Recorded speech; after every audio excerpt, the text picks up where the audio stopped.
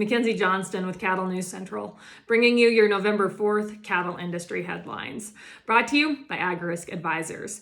PRF season is here, and their advisors are educated and ready to help you mitigate weather risk. Their state-of-the-art technology and superb customer service ensures that your policy is in good hands.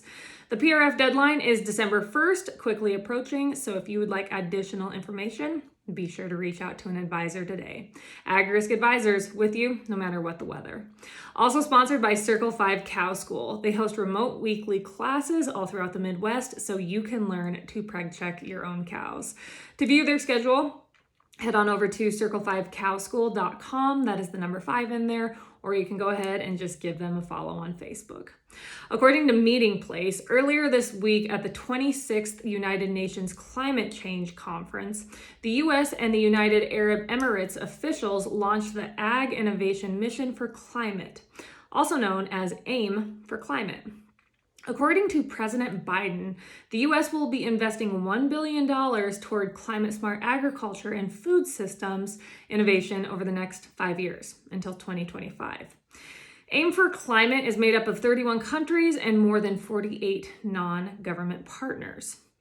A few of the initiative's goals are to raise global climate ambition and underpin transformative climate action in the ag sector in all countries. So, what is the definition of climate smart agriculture? It is an approach that helps to guide actions needed to transform and reorient agricultural systems to tackle 3 main objectives. And those 3 main objectives are sustainably increase ag productivity and incomes, adapt and build resilience to climate change, and reduce and remove greenhouse gas emissions. So more regarding climate change, Reuters has reported that on Tuesday, the White House revealed its broader methane plan that focuses on tough new proposed regulations from the EPA to crack down on methane from the oil and gas industry. This plan also includes newly announced incentives for farmers and ranchers to fight climate change.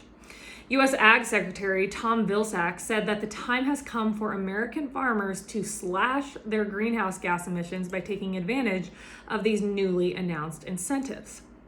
The plan includes loans and grants for building and improving manure digesters or transitioning to lower emission manure management practices such as composting.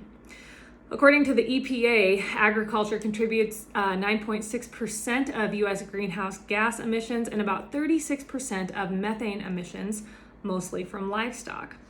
Vilsack believes that the ag industry will respond well to this because we have always responded well to financial and market incentives.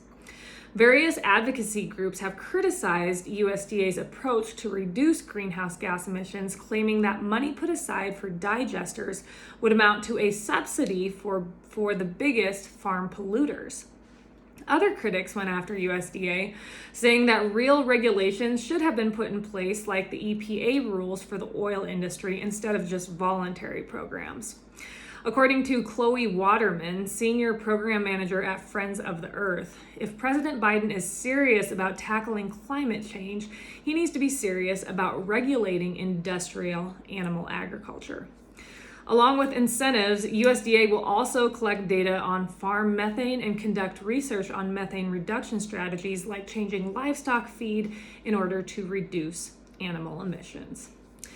And a little bit more on climate change, Reuters has also reported that during the UN Climate Summit, as we talked about in the first story, India refused to sign the pledge to stop deforestation and cut methane gas emissions by 2030 because they are concerned with the impact on trade, on the country's vast farm sector, and the role of livestock in their rural economy. More than 100 world leaders signed this pledge, of course, one of those being President Biden. Agriculture accounts for over 15% of India's $2.7 trillion economy and employs almost half of the country's more than 1.3 billion people.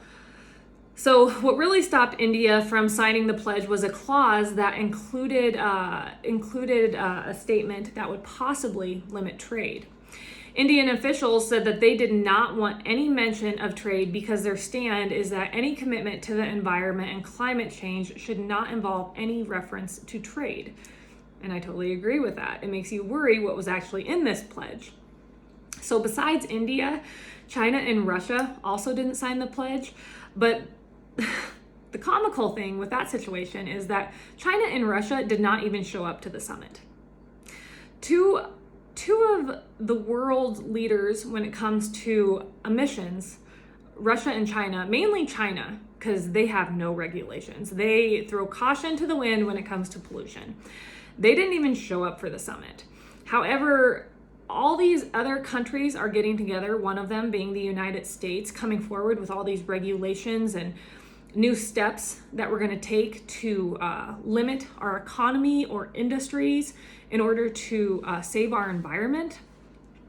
When if you look at the big picture, it will be more detrimental to people around the world when these climate saving initiatives are put into place because of how negatively they will affect our economies, especially folks that fall below that poverty line. The fact that they won't be able to afford natural gas, propane, fuel to heat their homes because we're all about this green new energy.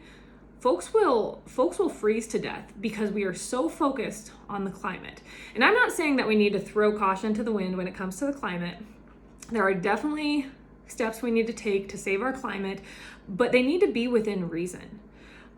When you look at issues here in America that folks are worried about, climate change is not at the top. It is not at the top because we're more worried about our industries, about economies, things that really matter. Because through the years, us as humans, we have always adapted to our climate, and it has changed through the years.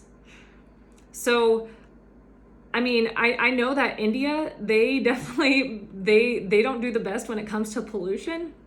However, the fact that they are concerned about how these climate initiatives are going to impact their ag industry and they're thinking about that first, I applaud them for that, because this climate change focus here in America and on an international scale has just gotten out of hand. That is all I have for you guys this morning. I hope everyone has a tremendous Thursday. I'll see you tomorrow.